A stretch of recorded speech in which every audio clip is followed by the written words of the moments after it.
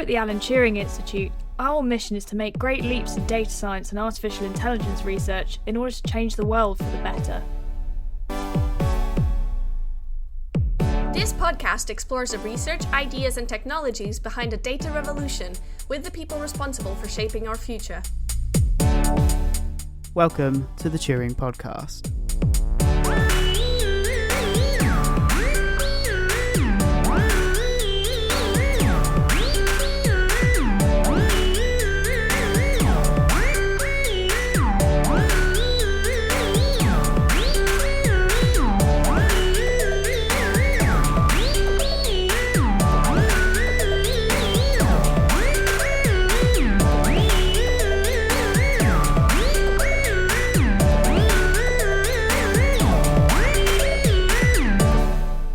Hello everyone, welcome to another episode of the Turing Podcast. I'm your host Ed and I'm here with Rachel and Joe. Rachel, how are you today? I'm good, thanks. How are you? Not bad at all. As we always mentioned in this intro, since we started the podcast last year, we're still coronavirus, we're still in lockdown. How are you, Joe? I'm good, just ticking along. Yeah. That's the best we can hope for these days, so Yeah. But to lift our spirits, today we've got a very special episode of the Turing Podcast because we've got a celebrity on the podcast.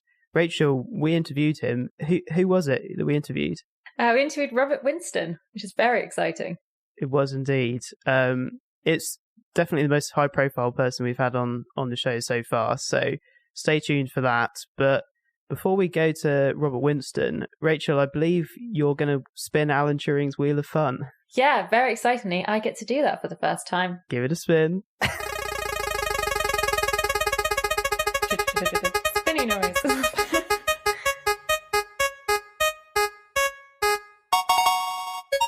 So, the game today is Truths and AI. So you guys have to pick the fake headline. Wow, Great. Sounds fun. So, it's 2 rounds. So the first round, the first headline is, not much of a writer, AI bot will write your Valentine's Day card for you based on the attributes you like about your partner. Second headline is Dr. Robert, AI to be used to decide who gets COVID treatment in hospital. And finally, robot dog is taught to fend off human attackers by artificial intelligence. Which one isn't true? Well, the last one definitely sounds like a red herring. Like, it sounds outrageous, but probably is a real headline. What do you think, Joe? Yeah, 100%. Who's that dog? The Boston Dynamics dog? I mean, Spot, yeah. Yeah, that's probably, yeah. So can you give us the first two again, Rachel? So the first one is, not much of a writer, AI bot will write your Valentine's Day card for you based on the attributes you like about your own partner. And second one is Dr. Robert, AI to be used to decide who gets COVID treatment in hospitals. I mean, both of those are very topical and also could be real. Yeah, I feel like the first one is firstly very, very lazy if it's true. Well, yeah.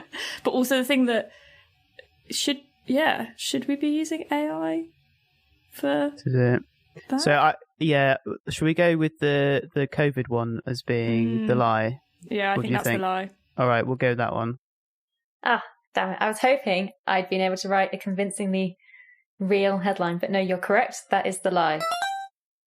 But it is based on a real headline from the Daily Mail, which is, AI computer can determine whether you'll die from COVID-19 with 90% accuracy. So I actually, if anything, made it slightly more cheerful. Nice. 1 point to us. Round 2. So, outrage as AI robot wins International Poker Championship, creator takes the winnings. Or, detecting human emotions with radio waves. Scientists develop AI technology using wireless signals to reveal changes in heart rate and tell how someone is feeling. And then finally, a court of young people say they would have sex with human-looking AI robot, Russian poll shows. Wow. Well, so I hope the last one's true. That sounds funny. Yeah, I am. In fact, I know that the last one is true. Do you know a lot of Russians, Joe? Yeah, it wasn't collating the headlines. It was just, I just know that fact. It's very interesting. Got a little news flag. The middle one about the radio waves sounded very, very complex. That sounds that would be a big thing to fabricate there, Rachel. I'm not sure about that. What was the first one again? Outrage as AI robot wins an international poker championship and the creator takes the winnings. I mean, that doesn't sound like something that's actually happened, so I reckon that one's a lie. What do you think, Jay? Yeah, I'm leaning towards that one. I know there has been a lot in the media about AIs reading emotion, and there have been various stories about that. Slightly terrifying. Yeah, I would be very skeptical as to how well that can actually be done, but yeah. I mean, using radio waves to read emotions seems... Radio waves, doesn't feel true. Hang on, she's giving us a clue there. Rachel, are you throwing us a... Can you read the second... either way, it could be a real headline or not a real headline, but it still sounds... Okay. I don't know how true it would be. I'm going to compete with Ed. So, Ed, are you going for the poker one? I'm going to go for the second emotion one and say that's not true. Well, hang on a second. I feel like I may have been really stupid here now. Can you reread the second one? Just because, is it something really weird and pseudosciencey and I just didn't pay enough attention? Detecting human emotions with radio waves. Scientists develop AI technology using wireless signals to reveal how someone is feeling. Okay, yeah. I'm definitely going to agree with Jay now that one's the lie. That one is true. It's from the Daily Mail this week. The lie is the poker championship. So you were right the first time. An AI algorithm has in the past won poker games, and I think it has previously won a poker championship in 2019, but not recently. Oh, okay. So wrong on multiple fronts there from me. Shouldn't change my mind. And no. Okay. Don't copy me. I mean, to be fair, detecting human emotions with radio waves doesn't sound... Yeah. It's a real headline, but I don't know how real the science behind. That's what we're guessing. Is it a real headline? Yeah. Yes. Yeah. Where was the what outlet was that one in? Daily Mail. Yeah. Classic.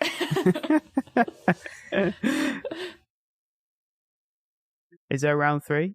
No, it's only 2 rounds, I'm afraid. It's only 2 rounds. So we got one out of 2. That's a solid 50%. Yeah, well done us. That's pretty good.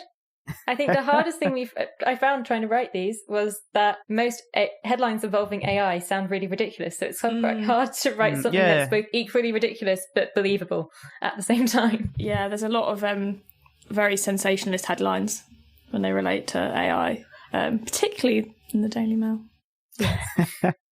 It features quite strongly in the list of examples. We also, I should say, we were discussing before we started recording that we have a lot of colleagues at the Institute who have strong opinions about AI sensationalism. We'll have to get them on the podcast to talk about that at some point. Yeah, definitely.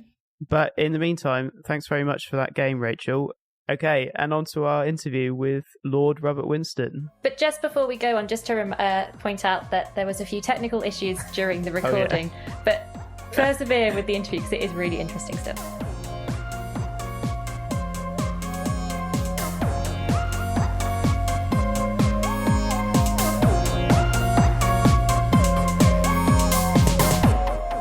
Hello everyone and welcome to another episode of the Turing podcast. Today we're joined by the Right Honourable Lord Robert Winston, who is Professor of Science and Society and Emeritus Professor of Fertility Studies at Imperial College London, and a member of the House of Lords, who has also worked as a TV presenter for a variety of BBC science documentaries.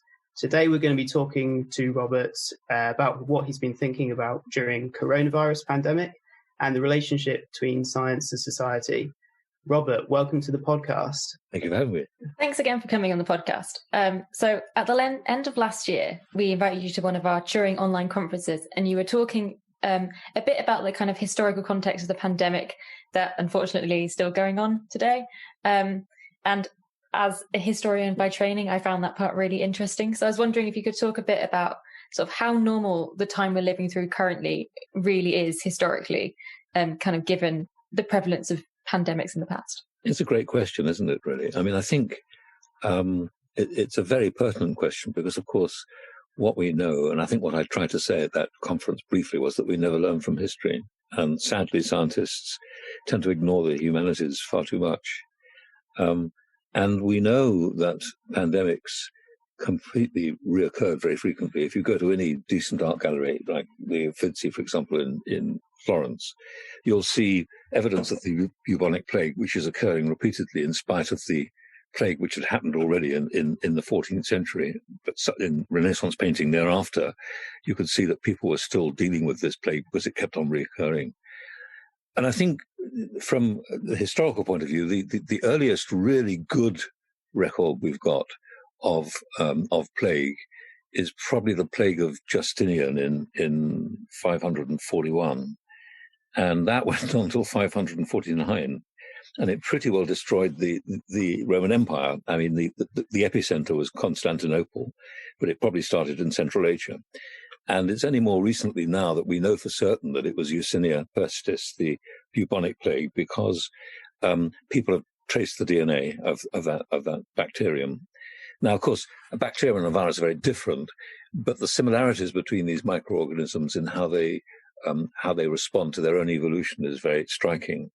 And I think it's fair to say that the plague of Justinian actually continued with repeated episodes till about the 8th or possibly even 9th century. So, it was pretty serious. And it was serious enough really to largely destroy the empire.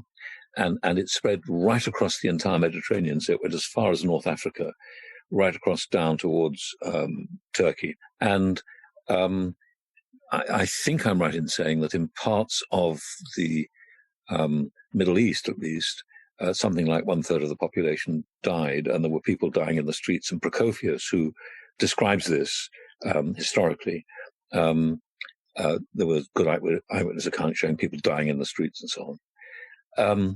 The 1347 plague is interesting because, from my point of view, that's a really important plague because we know for certain how it was spread. It was spread by travel. It was spread definitely as a result of shipping. So the latest technology, of course, now it would be the aeroplane, which is interesting. But then, of course, it was shipping.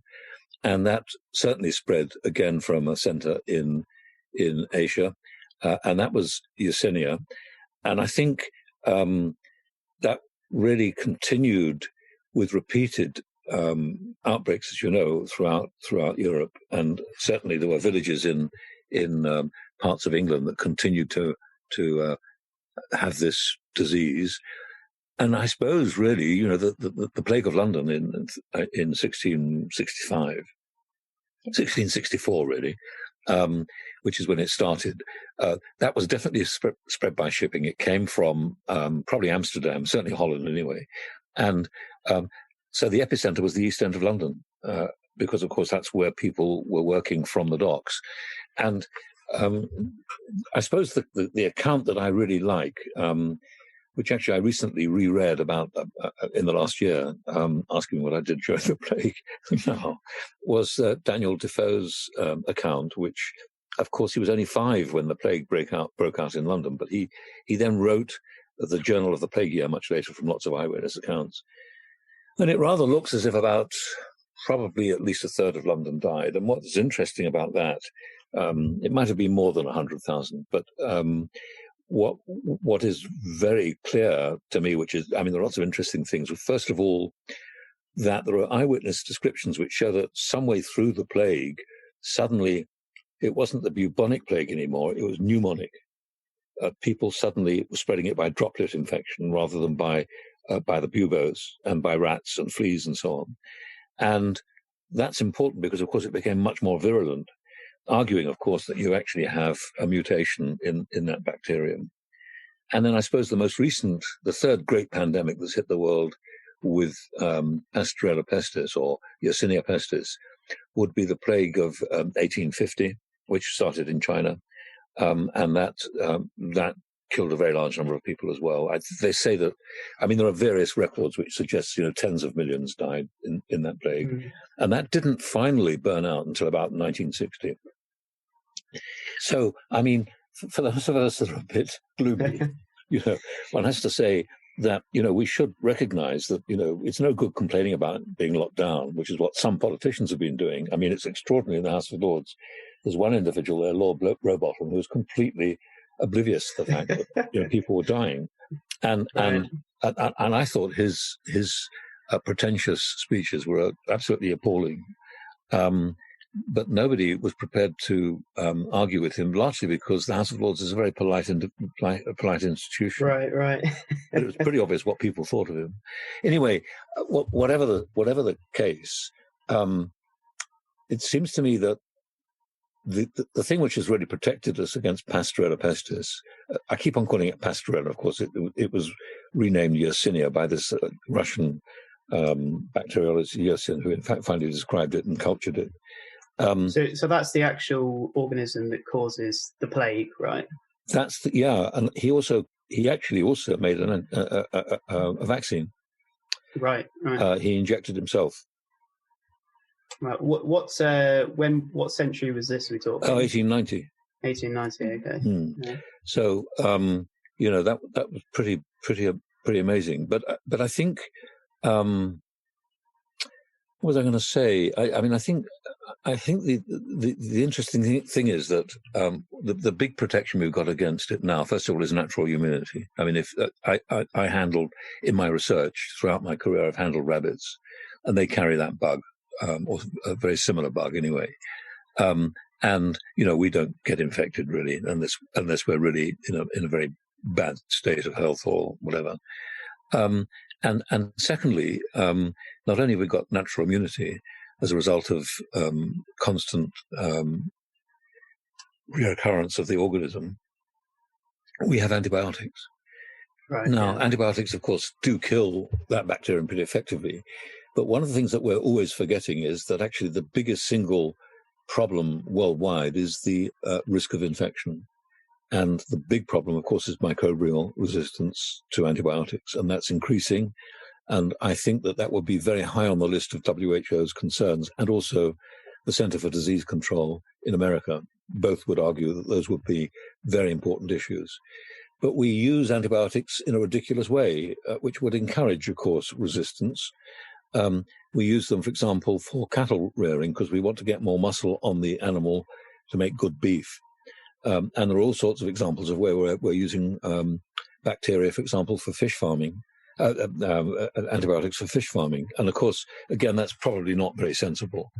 And we give antibiotics to children because they've got a bit of a temperature when they've got a virus, when it won't, of course, work anyway. It's a really interesting point that you raised there about antibiotic resistance. We had a researcher on the podcast last year who was focused in on that exact topic. I have to say she was quite pessimistic about the possibility of there being a pandemic caused by bacteria rather than the viral one we're going through right now.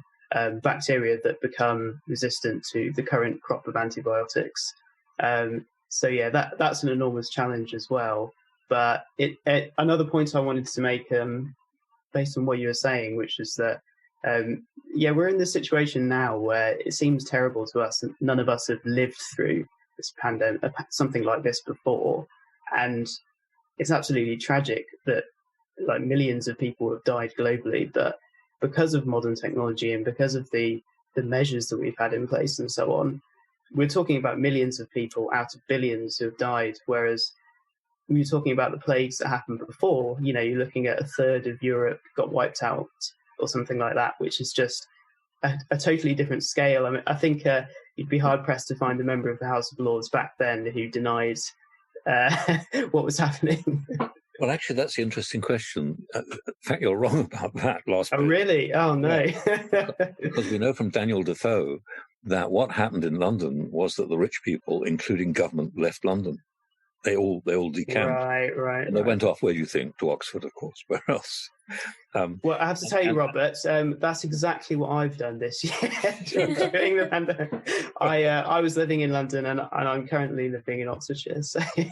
Well, they all went off to Oxford. But what's interesting about the Plague of London was it was local authorities actually that kept the peace, and they did a pretty good job. So actually, local government really helped there. Interestingly, I mean, it's a sideline, but. I think there are always people. I mean, in fact, there were lots of skeptics during the Plague of London. I mean, there are accounts of young people gathering in pubs saying, look at them all dying in the streets, aren't we fine, and drinking away, and then finding that they've got the disease a few days later.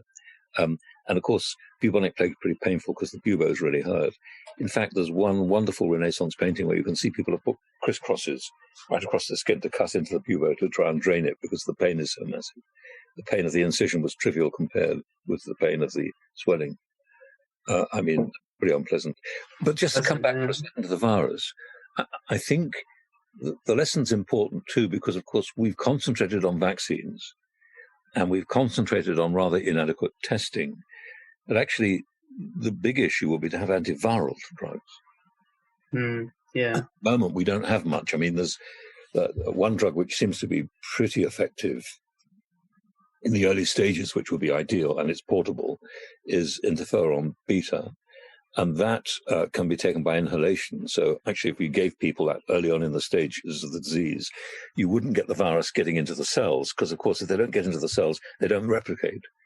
Mm-hmm. So you don't get mutations and you don't get the spread of the virus. So I think there are strategies.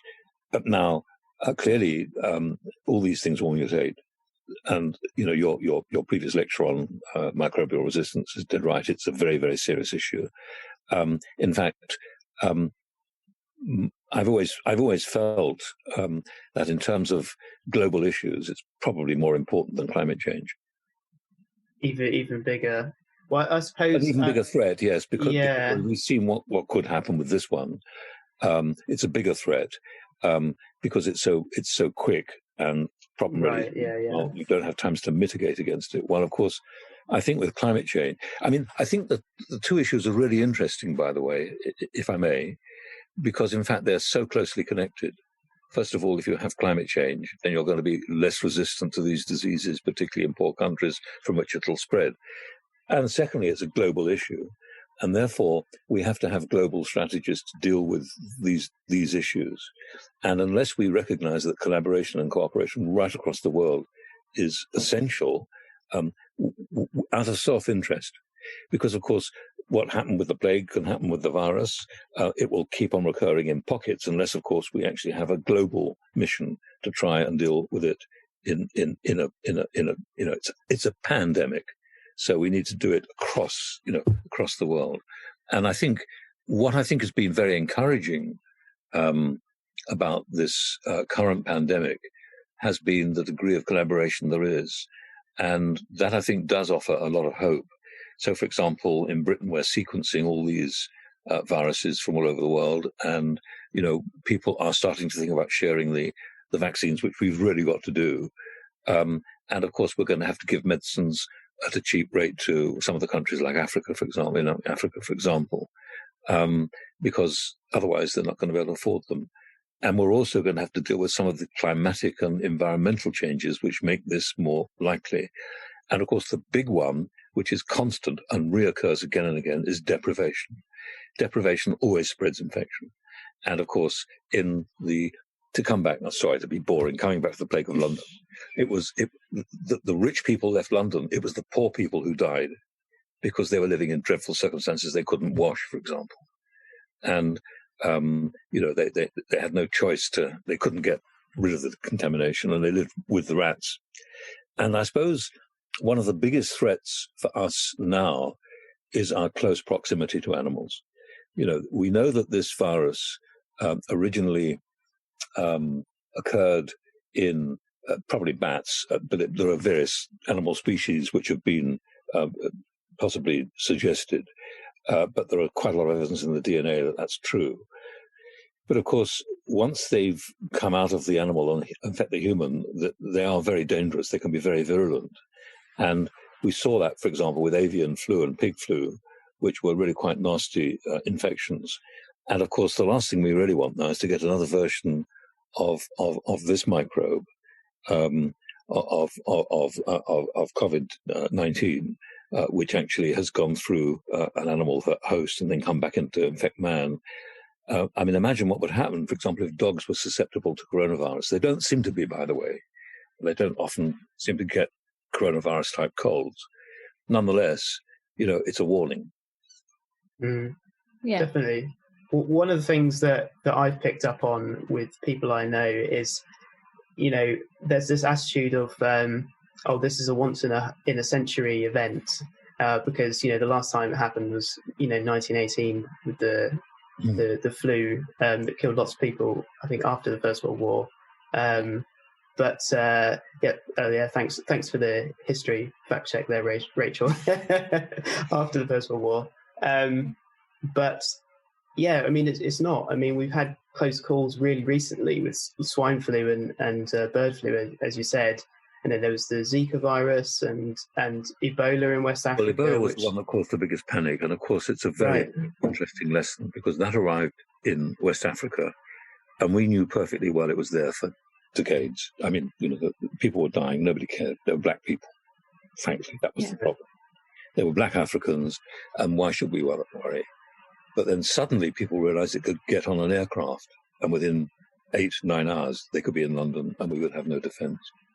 And we were lucky because, of course, this was an infection which was not caused by droplet infection. Droplet infections are wicked, but actually it was, of course, largely carried by touch in body fluids. So unless somebody vomited over you in the aircraft, you're probably quite safe. But you could see how inadequate our preparations were. You remember the photographs of people taking the temperatures of people coming off planes from Africa? a ridiculous way of trying to control the epidemic that was potential. And it was only really then, it was, only 5 years ago, we suddenly started to get serious about recognizing we needed to protect the health of the African population in West Africa and really take it very seriously, not just for us, but also for them too. And I think we do live in a growingly responsible society, but we're very neglectful of people who aren't directly concerning us. Particularly, I'm afraid, one's sad to say, when it's a different race or whatever. Yeah, I mean, something I found really interesting is when sort of people talk about.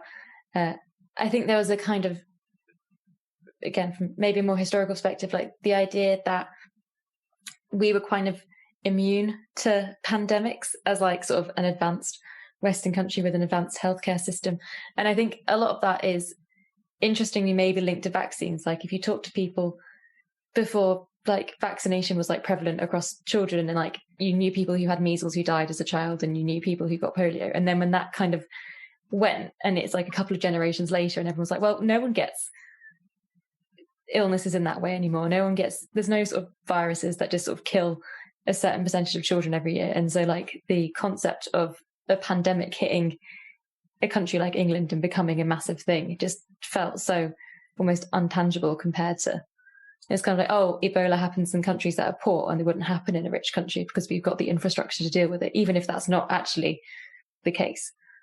I suppose when HIV broke out, we realized that this was a very serious infection, a viral infection.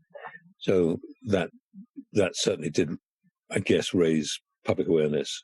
And what we've forgotten, of course, is that polio is still endemic right across the world. And although we don't get it now because we've got effective vaccination, and I mean, when I was a schoolboy, my school was shut down for a whole term because one boy had contracted polio. So it was very serious. Right. Another big killer, of course, which fits in very well to what you're saying about the developed world not caring as much, or at least not putting the money forward to the developing world who suffers from the disease, which we don't suffer from, is, of course, malaria. And that goes back to the climate change issue that you said, which is that because malaria is spread by mosquitoes, which only live in tropical parts of the world, they're obviously not an issue in, Northern Europe.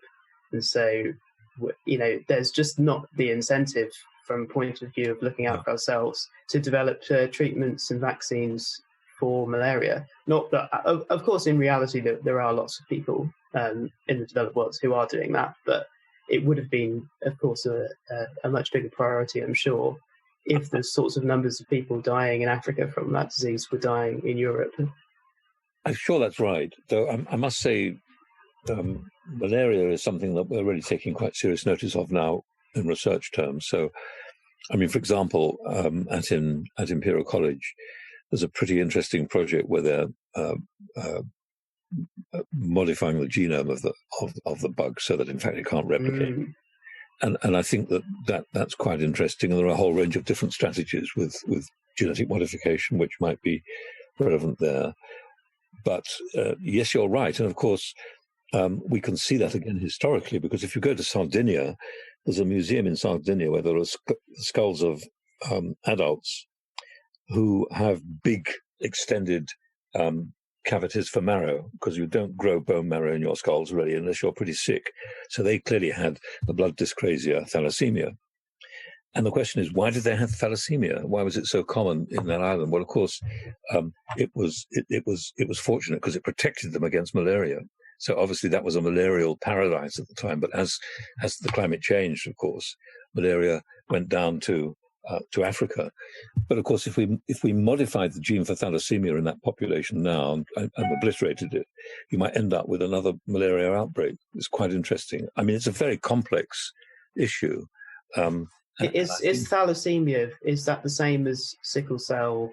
No, it's not. But it's another blood dyscrasia, which is rather worse actually than sickle cell. Well, they're both pretty bad. But beta thalassemia, by the age of 14, you're likely to die, in your teens. Right. Because I asked because I remember I think back from school actually being told that very, very similarly, people in certain parts of Africa where the sickle cell anemia is common, but where they have what's called the people who are carriers of it but don't have the disease themselves. They don't get malaria, right? So that's why it's so prevalent there and not in other places where obviously it wouldn't have been something that passed on to the next generations. Beta thalassemia is a nasty disease. I mean, it's endemic in thalassemia because it's a genetic mutation, a recessive mutation, and it's quite common for both partners to have it. They've been doing a huge amount of screening of the population to prevent that sort of marriage if possible. But something like 1 in 7 people carry that mutation. So the chances of getting rid of thalassemia are very serious, and it's been an absolute drain on the health service there. I mean, something like 50% of the healthcare is has been in the past anyway, dealing with these children, and the only treatment is a bone marrow transplant, really. By changing the way you produce red cells, which of course nobody could afford there. So it's a devastating disease. I mean, sickle cell anemia is not quite so bad. But in its most ferocious state, it's a pretty nasty disease as well, and it causes a lot of suffering in Africa.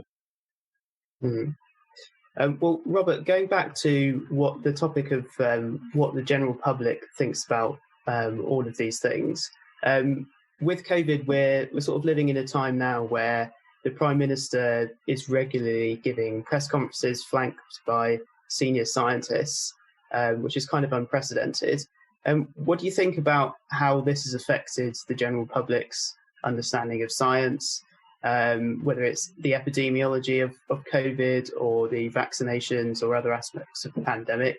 Do you think it's been good for public understanding of science, or bad, or somewhere in between? It's a very interesting question. I don't know. I mean, I think ultimately what's good for public understanding is probably not, Patrick Vallance and Chris Whitty standing in front of a camera having to really support government activity. I mean, ultimately that's not probably great for science. That's not a criticism of them, by the way. I think they've done a fantastic job. No question. We've been very lucky to have them. But in the long term, I don't think... Well, we know all sorts of polls, as you know, show that politicians are not trusted. And, politicians and journalists are probably the two most serious issues. And of course, in a sense, when you're standing in front of the Prime Minister like that, you're partly a journalist and partly a politician. And I think that's a difficulty in the public eye. However, I think people have been pretty trusting. Whether they would continue to be so, I think, is interesting. My own view is that I think the best thing we can do as scientists is to be, and these people are, I'm not suggesting they're dishonest, they're not, but I think just in general, leaving aside the pandemic for a moment, it seems to me that we've got to be very careful to be modest. I think we've got to be absolutely sure not to be arrogant. And I think we've got to be really prepared to be truthful. And I think public trust is something which we have to value hugely. And it doesn't take much to destroy public trust. We saw that with the measles vaccine, for example. So, in that sense, I think, Chris Whitty and Patrick Vallance have done a good job. But I don't know, there have been times when obviously trust in the Prime Minister has certainly reflected on what they're saying, and that hasn't been helpful to science. We've been a bit lucky because, of course, they did get they threw the dice right with regard to the vaccines. They got out with Pfizer very rapidly, and that was brilliant, and they over-ordered, which is, pretty good too. But just before the vaccines were released, if you look at the polls, you could see that Johnson was really, really trailing. I mean, he was in great difficulty in the polls. And, had the vaccines not come along, I think it might have been a very different story. So to some extent, to have your really good scientists having their reputation based on that sort of, freak issue, is pretty risky. And I think we always have to be very careful not to be too close to the politics. I think they've done well in that respect. But you could see what happens when, people in the political arena suddenly sort of flouted the rules. That was, disastrous, really, I think. And it wouldn't have taken much more to really destroy trust completely. I think I think what's done really good for a good job for science, actually, has been the success of the things that they've been saying. I mean, people were delighted with, you remember the wave of exuberance when the first vaccines came on. Mm-hmm. Yeah, definitely. Something I've found interesting, I mentioned this in the previous podcast, is, so obviously I don't come from a scientific background whatsoever. And I was saying it's always quite but interesting that sort of a year, 14 months ago, if someone said to me, "Oh, what's an R number?" I'd have sort of been like, "I've no idea what on earth you're talking about." Whereas now, I think a lot of people it's a very specific area of science, but have sort of a lot more knowledge about that sort of terminology and kind of what those sorts of things might mean than they had, like, when the country as a whole would have had no concept of that as an idea over a year ago. So it's sort of very specific scientific knowledge. It's an interesting question, this, isn't it? I had a sorry about my voice has gone completely. Actually, I'll take a tablet. I think just to pick up on what Rachel said there, my sense as well, and this is probably not, I'm not offering this opinion as a data scientist because I've not conducted any polls or done any data science on that data, but I do have the sense as well that, as Rachel said, people realize now that you can easily suddenly be in a situation where it's really important to understand what's going on at a level of sort of, and having an understanding of science and maths that that enables you to actually understand that, to be able to interpret the graphs that they put on the TV, or to understand something like the R number. People, I feel like that there's going to be some level of movement in the public towards taking other issues, maybe it's climate change or other things, like a bit more like, well, hold on a second, let's look at the data. What do the graphs that are coming out say? But that's quite anecdotal. I don't know whether there is a movement in the public in that direction or not really, but I think it's been going on for a long time, actually, because I'm just looking at my own career, thinking about it. The first television series that really spoke science was The Ascent of Man, Jacob Bronowski, in the early 70s. And it was a phenomenally intelligent stuff. It's a brilliant series. It's a 13-part series, which you could never film now because it was too detailed. There's too much science in it. But only a million people watched it, interestingly. And in 1978, I did a thing called Your Life in Their Hands, which was about medicine and surgery and so on, with a brilliant producer, John Mansfield, who died of COVID this year, recently, a few weeks ago. And John used to stand me in front of a camera and then say, "Robert, don't understand what you're saying. You're completely unintelligible." Or, "Robert, you sound pompous." And basically, he knocked me together and made me really think about how to present a bit better. I think it was the first shockwave, really, of presentation. That was in 1978, and in fact, that series had about 9 million viewers repeatedly. So suddenly there was a sudden interest in science, not due to me, by the way. There was a change generally publicly. Up to that time, you had Civilization, of course, which was a big series, and Jonathan Miller, of course, had been done The Body in Question, which again was not massively watched, but was again very long pieces to camera, which were very, very elegant and very intellectual. And I took the view that really I wouldn't speak for more than 25 seconds maximum on screen. And I mean, I think science broadcasting has made a difference to public engagement. I think we lost you for a moment there. So I think what you were just saying. Well, you remember the nuclear power station in North Japan, which blew up. There was a tsunami which was about the same sort of time, and Fukushima you're talking about. Yes, and that's right. And the extraordinary thing was that the Daily Mail, which is not science literate on the whole, came out with the most positive comment about nuclear power, saying how important it was and we shouldn't allow it to affect our nuclear power status, which I think actually was absolutely right. So I think there's been a change, but I think also if you look at the history of nuclear power, it's a classic example of where we got it wrong. In 1960, this was the great future, and we were investing from the Research Council about 600, 700 million a year, which was quite a large sum of money. When I left the Research Council, I was on the EPSRC for a while, and when I left the Research Council, the total investment in nuclear fission was about 7 million research and a bit more in fusion. I mean, tiny amounts of money, because actually there was such public suspicion of nuclear power, and we've moved on. Right. Yeah. But nuclear is still really important, and it's going to be vital if we're going to really fight climate change, in my view. Right. I mean, exactly. It's one of those things where if the technology hadn't already been invented and we were in this climate crisis and someone invented nuclear fission now, it would be like the miracle solution to climate change. People would be, amazed by, what you can just do this reaction and it produces energy. Yeah, the problem, of course, is the concrete, isn't it? The vast building you need, which, of course, right, yeah. But on the expense. But we've suddenly realised we do need to spend a lot of money on technology. We've done it this year, and maybe we'll have to do that.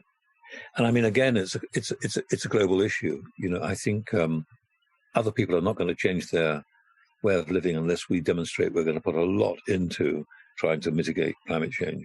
I think a lot of, obviously, before this, you mentioned about how having scientific advisors standing next to politicians could be quite undermine trust long term. And also I think a lot of stuff around climate change and issues around nuclear power in the past and stuff has been linked to trust and whether or not the public trusts the science. And is there something you think that the scientific community can do to increase that public trust? And especially, I guess, in how it has applied to COVID so far? There's a great deal. I think, it's a lesson for the Turing Institute as well. The science we're doing is not our science. It's their science. It's the public science. The public are paying for this science. And the effects of that science, good or bad, will be actually public. So I think we have a public responsibility, and we don't do that very well because we tend to be a bit elitist, a bit shy, a bit reluctant to try and bother. When I first started doing broadcasting, the classic example was when I did Your Life in Their Hands, which was a big series. I mean, that was watched by a vast number of people, and it won BAFTAs and all the rest of it. The Human Body. And I remember going to a meeting at the Royal Society and being cut dead by everybody. Nobody would talk to me because I had been so prominent on television. It seemed to be disreputable. And I started to leave the building. I started to walk down that big staircase towards the street, towards Carlton House Terrace.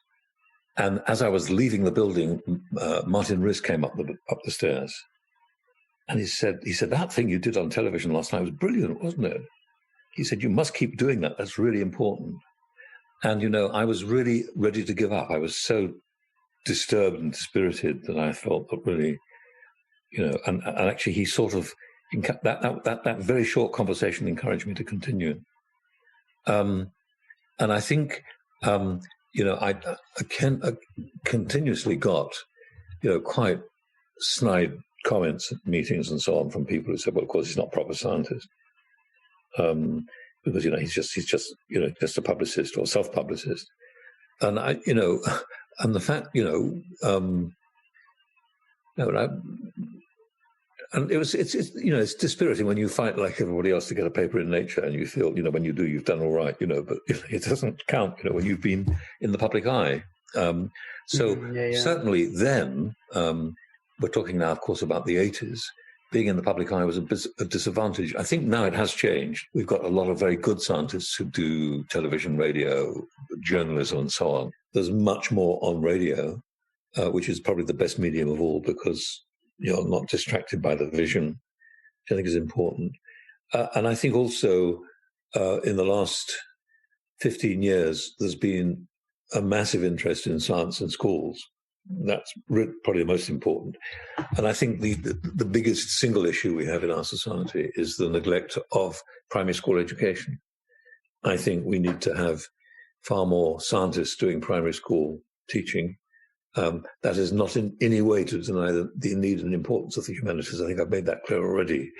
But it seems to me that far too many primary school teachers who are really excellent teachers have never done any science, so they can't, they're inconfident or frightened of trying to do an experiment in front of a group of 8 or 9-year-olds. So I think the need to deal with the teaching at the time when the brain is most plastic, the primary school is more important than secondary school, because that's really where things start. And I think that's one of the reasons why in the past so many women have been less confident about doing science, because, of course, primary school is predominantly run by women. I mean, we should have far more mixing of the sexes throughout education. So there should be more women in science in secondary school and more men in education in primary school, because those role models are really important. And I think if we were really going to change understanding, it must be to try to change how we teach science. At the moment, you will see it at the Turing Institute, people who become so, embedded in their science, they've forgotten what lies beyond that science. And I think, there's a need for us to have generalists and respect people who are reasonably general. We don't do that enough. I think it seems to me to be a mistake, because putting your science in a societal context is very important. Certainly, that's the reason that we wanted to start doing this podcast to begin with, is to highlight. I mean, today we're talking to you, who is yourself a science presenter, but often we'll talk to our own colleagues who are researchers. And of course, they're not going to be going into the nitty-gritty of exactly how their algorithm works. I mean, we want to present this kind of thing to a general audience. But at the same time, we do want to talk about, well, why is their research important to society? Like, what's the actual motivation behind them doing it in the first place? And I certainly think that it's a hugely important thing. And I'm glad I didn't have to live in the 1980s. Well, I mean, I think one of the things I've tried to do, I mean, I've tried to keep my science going. So although I'm long retired, I still have a research grant and I still got some laboratory work going on. In fact, the work I'm doing at the moment is really, really rather exciting, because we're looking at embryo metabolism, talking about biochemistry, which I don't understand, but there we are. But, but basically, I think we found some novel molecules which haven't been described, which the embryo is producing, which might be fundamentally very important in human development. And so, and I think keeping that interest going, being surrounded by people who are clever enough to help you do it, because that's one of the things about the university. I mean, in a decent university, you're going to have people who are much brighter than you are, better scientists than you are. And actually, I think that's another thing we don't teach very well in school, which is collaboration. And to my mind, it's collaboration which really makes us good scientists. There's certainly a sort of movie stereotype of the lone nerdy scientist. Usually a man. I mean, they don't they don't represent what modern scientists are like, and they're not part of a group. They're just doing things on their own in a cupboard, and but that's not how it works. Well, it isn't really. I mean, there are a few Nobel Prize winners, of course, who've done exactly that, but most Nobel Prize winners, are to some extent are a figurehead for the work they've done, because of course most of that work is collaborative work, and very often who actually chooses how the Nobel Committee chooses the actual person to give the prize to is based on a whole range of different influences. And I think most of us in science, I think really, I know, for example, some of the papers I've published which are more mathematical. I think it's fair to say that I had a very poor understanding of the maths, but I really understood the biology pretty well. And that's how we worked together, and we would bounce off each other and learn from each other. And some of the papers that I've published, which are slightly mathematical, which offer a new mathematical explanation to something in biology, are probably amongst, although of course they haven't had the sort of translational importance of some of the other work I've done, in terms of the science, they've probably been quite high quality. And I think, we tend to forget that actually the papers that are published in the medical journals are not read by anybody. I mean, people don't read Nature for fun or PNAS for fun, really, do they? Because, it's mostly the sort of stuff that it's really too dense. Now, I mean, science is so complicated. I mean, for years, I used to take Nature regularly and read it. And my wife had her grandfather was a Russian emigre who left during the Russian Revolution, who was a businessman. I mean, he had no science at all. And I used to go and play with chess with him before he finally died. He took Nature every day. And that was always extraordinary, that he was still reading Nature every week. Right, keeping up with trying to discuss research. It. But now it's so difficult to do that anymore because Nature has sort of, it's got so esoteric, and so has science too, largely.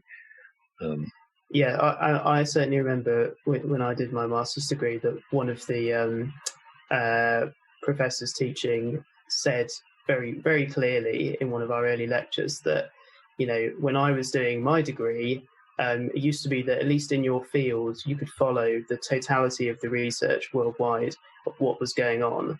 You won't be able to do that now. That's impossible for one person to do that, even in a niche field. So you take science more generally, or even just biological science, or the things that they publish in Nature.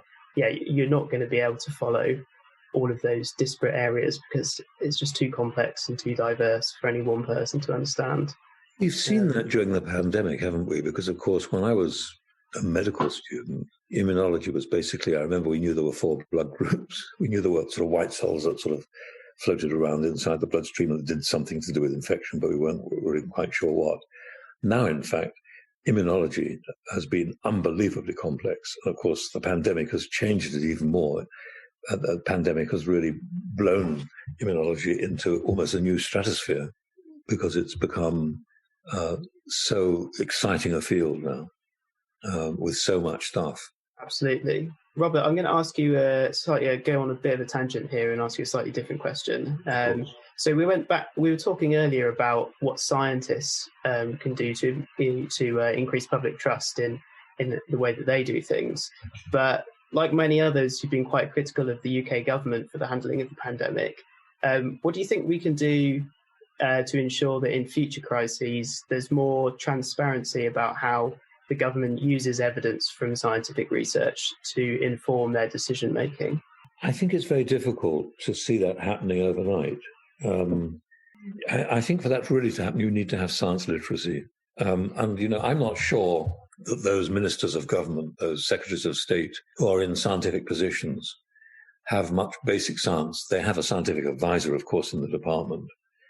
But that's been, I mean, the scientific advisors have been somewhat downgraded anyway. Scientific advice to government is always, it obviously has to be balanced with other political considerations, normative values of one society and so on. So I think it's always difficult. But I do think that we've not really encouraged science literacy. Most people going into politics now increasingly go into politics without having done a job before at all. I mean, they were politicians before they went into parliament. They don't actually represent the people from which they come in the same sort of way that they did when I was a kid. I mean, when I was a child, when I was at school, politicians seemed to have a much broader grasp of things than they do now, because they'd all worked, and they'd worked in the law, they worked in medicine, they worked in industry at quite high levels. Now, to some extent, that still happens in the House of Lords, but even there are an increasing number of political appointments to the House of Lords. Right. So it's just... So, I mean, to answer your question, yeah, I think it would be fair to say that the need is for... I mean, I think it would fundamentally need a change in our political process. I mean, I think it's one of the deficiencies in our democracy, that nowadays we don't want MPs to do any work outside the House, so they're expected to be there to do stuff, and they follow the whip. The whip is not a great way of ruling, because, of course, the whip means that immediately you have to ignore any side issues that you may feel very troubled about, because your side has decided to focus on this one issue. And the whip, to some extent, has happened in the House of Lords, not so effectively, because, in fact, nobody takes much notice because we're not accountable. There's great advantage in not being accountable, actually, in the Lords, because it means that you can be quite outrageously independent. And some of that independence is really important, in my view. I mean, it's forgotten. I mean, the last 2 months, on vote after vote, we've sent stuff back to the Commons on the grounds of wise intervention on a whole range of issues. And to my mind, to devalue that process, which is what has been happening over some years, is unwise, because actually, of course, it's almost the last chance you have to have a really independent mind looking at legislation and trying to modify it to make sure that actually it is really fit for the purpose it's intended. We have great scientific advisors, but the question really is, what influence do they have with all the other things which are impressing on the Secretary of State in that particular department? And I think, to some extent, it's less rather than more. And you could see some of our politicians at the moment taking huge credit for what's happened with the health service. Well, actually, right. If it had been left to them, it would have been a disaster. Well, yeah, it comes a bit down to, as you were saying earlier, it's like, these international companies have made some good vaccines. Oh, that's a win for us. Yeah, but, absolutely. Yeah. Actually, of course, it's a win to some extent for the universities. Right, yeah. But, does that mean to say universities are going to get more funding for it? No, of course it doesn't. Well, on that slightly political side point there, Robert, I think we'll start to come to an end. Before we do, I think Rachel's going to hit you with a bonus question, which is a bit more related to your background. Okay. Yeah. So just obviously, your scientific background kind of comes from sort of a fertility studies perspective, and COVID in particular will have had a massive impact on people in terms of being able to having to delay their starting families, sort of having access to IVF treatments, and like how the cost of that would impact people.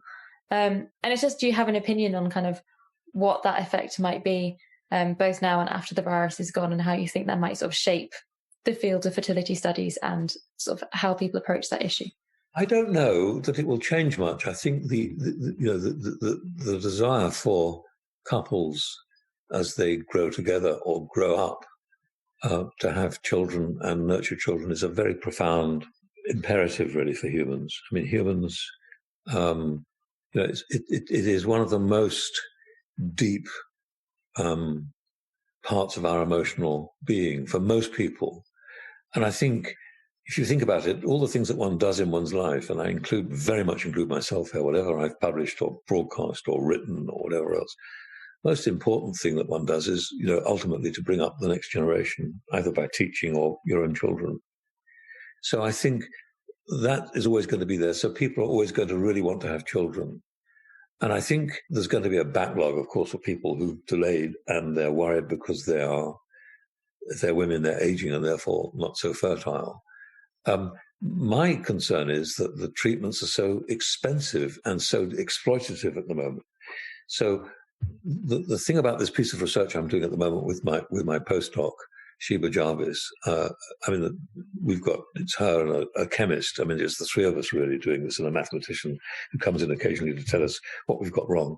But essentially, what's so exciting is that if we're right with this thing, we would be able to make the process so much cheaper and more successful.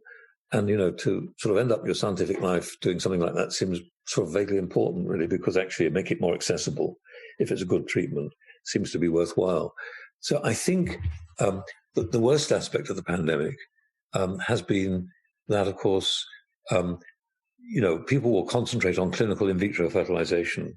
The science recedes into the background because there will be this demand. And that, I think, has actually already subverted good research. The most frustrating thing about the pandemic this year has been that Sheba, she was a PhD student. She got her PhD with a viva in Greece and a viva in Stockholm or somewhere simultaneously. It's the most strange PhD thesis. Viva, but I mean, she did very. You mean because it was? Do you mean because it was done online? Is that what done online? Right. Yeah. But I mean, she's now she's now doing this work with me, and of course. I suppose the big frustration for both of us has been that for the whole year we've not been able to have access to our stockpiled samples. We've not had access to mass spectroscopy and a whole range of things like this because we can't go into buildings which are not essential where there might be COVID. So we've been really stuck. It's research like that which has come to a halt, and I think it's hopefully that we will get going again. Mm. That sounds a little bizarre, really. I mean, obviously, I think that the restrictions are really important, and not having too many buildings where people could breathe each other's air is obviously the best thing right now. But, I'd have thought that small, one or two people going into vital research, you'd have thought, why not keep that open? But yeah, I don't know. Well, I mean, Imperial College, rightly or wrongly, and I think probably rightly, has been very, very strict about entry to buildings and laboratories, and it's basically shut down office buildings and research buildings which are not directly related to what's needed. And of course, the big issue for most universities, of course, is protection of their student population.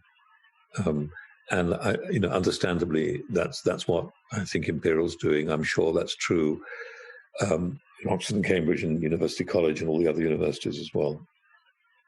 And I think, God forbid that one would be a vice chancellor at this time of this time. I mean, terrible to run a university.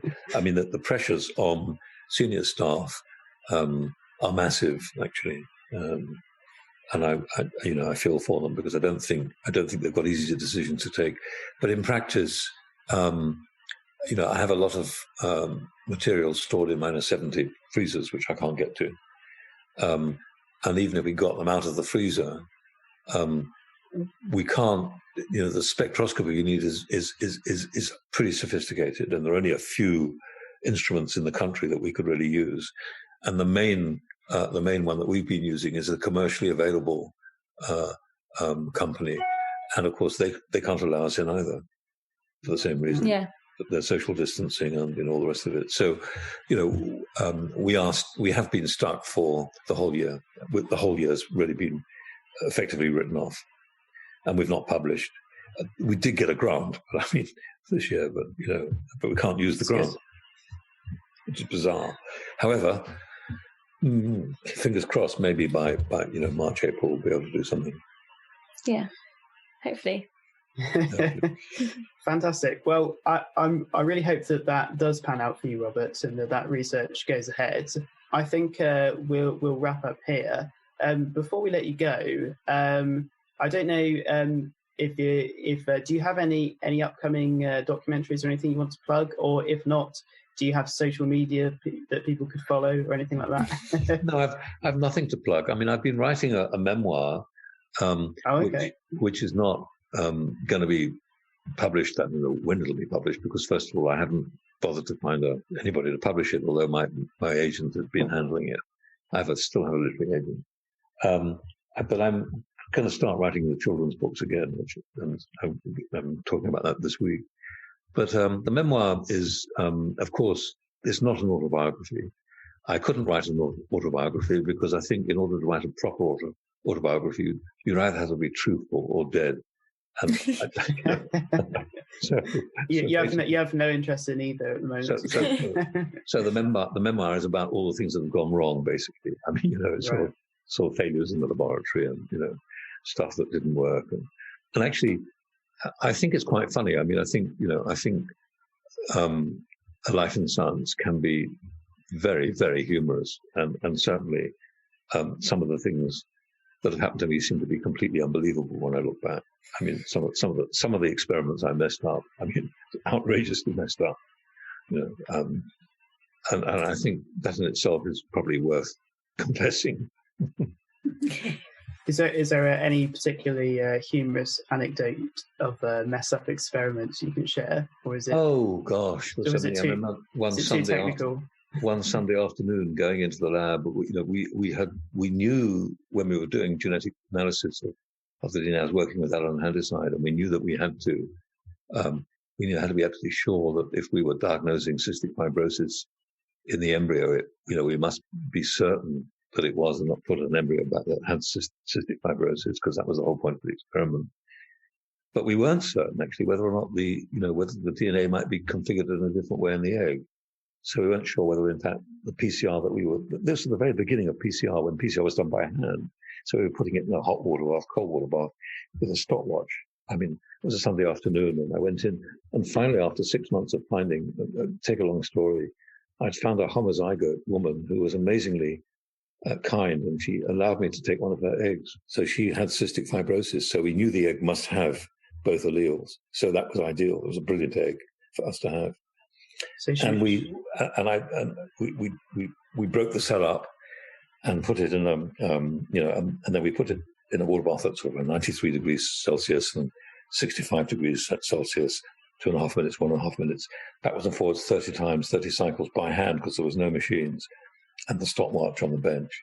And this is really boring. So I put the headphones on and started to listen to Shostakovich's 11th, because and it's quite rhythmic stuff, so you could plunge it in, plunge it backwards and forwards. And I got to that very loud chord in the middle of the third movement and took the tube out of the cool bath and plunged it into the 93-degree bath, but plunged my hand in too far. Oh, no. Oh, no. And this precious piece of DNA was caught at the bottom of the bath. A single cell, So that held up the experiment for months and months. Oh, no. Oh, dear. I thought it was just going to be that you scalded your hand, but that's even worse. I did scald my hand, but actually, I mean, nobody in the lab was interested in that. They were just furious with me. Oh, fantastic. Well, thanks for sharing that. Thanks for sharing that, Robert. Yeah, that's fantastic. And thanks again for coming on the podcast and speaking. Okay, I'm sorry it's so disjointed. I've got something to edit it, but it's difficult with this. These connections are bizarre, aren't they? Anyway, very nice to talk to you. All the very best. Yeah, it was lovely to talk to you too. Thank you so much for coming on. Okay, all right. All the best.